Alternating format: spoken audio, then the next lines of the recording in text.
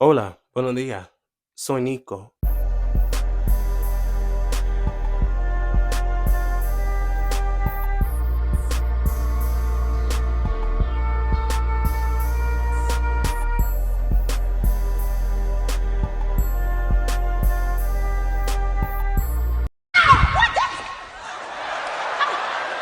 I was getting ready to get her. I was getting ready to get her. Y'all better hold me.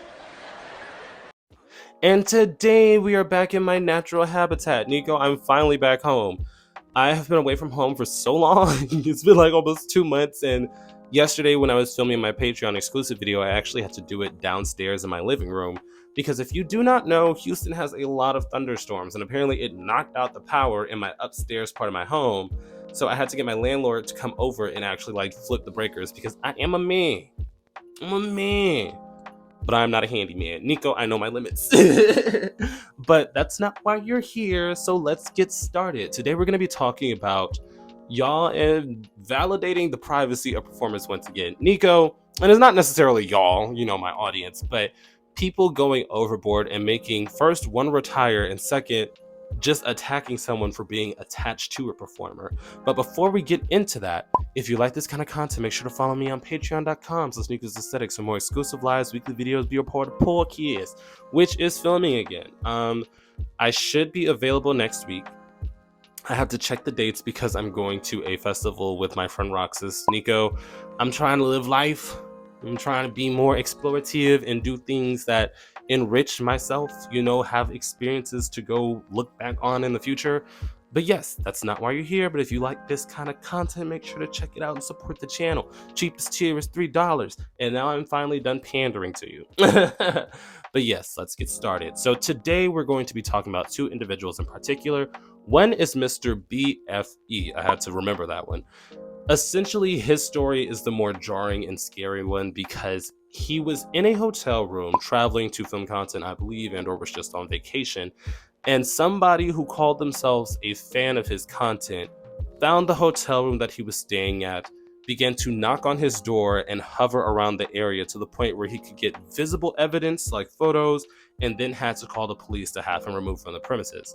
And it got so bad that it made him actually want to quit performing. So he deleted his content, he deleted his Twitter, his Jacked, his Grinder, and it scared him straight. And that's something that happens to a lot of people. I think we discussed this in a lot of my videos where basically people feel like they have ownership and access to you if you do adult cinematography because they have access to your intimacy, which is a very private part of your life. So they feel like they know you and that they can just approach you. And some people take it to the extreme. And I don't want to say this is the normal because I've had people come up to me from YouTube, for example. Most people usually address me for my YouTube content rather than my OnlyFans content when I meet them in person. And it's usually very respectful, very cordial. They want to have a conversation. They want to talk about the social commentary that I do. But a lot of people are unhinged, especially in the digital age, because of parasocial relationships. Nico, parasocial relationships are essentially where you feel like you have this special connection and you know someone intimately because you see them through a screen. And it can lead to dangerous scenarios like this. So in this particular situation, I do wish him safety.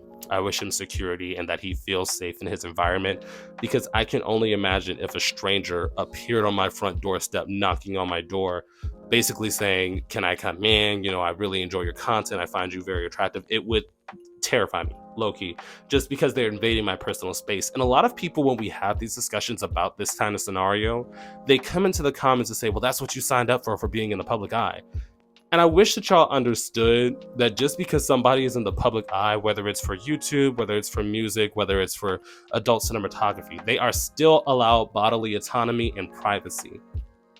Like, I don't understand why y'all feel like, oh, well, someone's in the public eye, so I should be able to walk up to their doorstep and harass them. It's kind of the same thing that happened when I talked about club culture when I first came onto this channel. And I know this is a little segue, but basically I talked about consent in the club culture environment and how a lot of people in the community will just walk up to you in the club and grab you by your no-no square, or they'll slap you on the butt, or they'll grab you by the waist, and it's just an invasion of your personal space. And I remember somebody came online and said, why would you go out to the club if you don't want to be SA'd? And I had to sit there and think, there are really people in this world that think just because you're in a public space, they have the right to grab you. And it throws me for a loop every time. And I understand maybe I'm a little sheltered. Maybe I just don't know the ways of the world yet, but I can't get behind that. So definitely drop your opinions on that situation. But let's move on to the next one before we run out of time. So essentially, this man, to my knowledge, does not do adult cinematography. He does not like. I don't know this man, Nico. I've never seen this man before this situation happened. But this attractive young gentleman was taking photos allegedly in the home of Fat Rabbit Killer.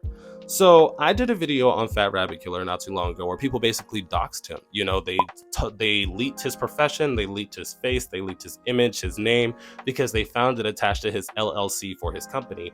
So at that point, they doxed him, they exposed him, all for clicks and views. You know, there was really no reason to do so. So they basically just put a mark on this man, like a little magnifying glass on this man's personal life. So at this point, people saw that this Instagram man, Twitter dude, attractive man, I don't know the man from a can of paint. Nico, I really have not heard of him prior to this. They noticed that the background in some of his selfies were similar to Fat Rabbit Killer's living room. And I cannot confirm or deny if that was his living room, but it is very specific, furniture. But at that point, people began to harass him. And I didn't understand why it led to, okay, well, they might possibly be associated, be it a secret boo, be it just a friend, because I take pictures in my friend's home as well. And they begin to mock him for being a size queen and saying, oh, he be taking dick and he gets slutted out. And the man rightfully came online and said, don't come up to me with this silly shit. Like, y'all do not know me personally, but at the same time, this is none of your business what I do in my personal life. So leave my name out of it. Hey yo, I want to be very clear. My Twitter is literally for entertainment. Don't come on my page trying to put 2 + 2 together or trying to figure it out. Y'all don't fucking know me. And if you know me, you will know that you need to stay in your little boundaries, because I'll slap the shit out of all y'all. I'm not that fucking friendly. Don't come on my page asking me no weird ass fucking questions, because when you play stupid games, you gonna win the stupid fucking prize. Now, figure that shit out. Quit fucking playing with me. And people continue to use this video that he made in response as an excuse of, well, he just told on himself and now he's embarrassed and blah, blah, blah, basically harassing and attacking this man for possibly being linked to a sex worker. And it all boils down to y'all thinking adult cinematography performers do not deserve love. Nico, I know I bring it back here all the time. I know y'all hate this conversation, but it really boils down to y'all thinking they do not deserve romance, intimacy, and or a connection with people beyond people lusting after their physical body. And that's the thing.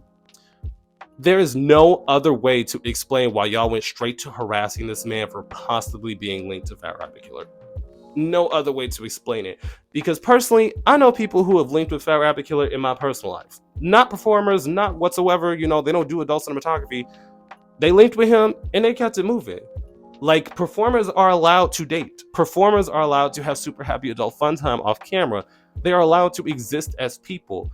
So I really don't understand why y'all went out of y'all way to link this man to Fat Rabbit Killer and then mocked him because y'all feel like he is linked to him. Do I personally believe he was in that man's house? The furniture is too similar to not, I don't know the context of the relationship. They might just be associates, because I've met Fat Rabbit Killer twice in my life. He's a very social, chill, and laid back dude. So I'm not going to sit up here and say, oh, that's his man. They really could just be friends. But the fact that y'all went straight to harassing a complete stranger for being possibly linked to him, it blew my mind. Like, I feel like social media is becoming a place to log on and just release unrestrained hate.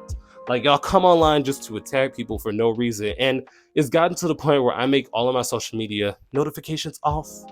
I just log on, I look at my memes, I post music, I say something stupid, and I log out. And people are always like, oh, Nico, didn't you see what so-and-so said about you? And I'm like, no.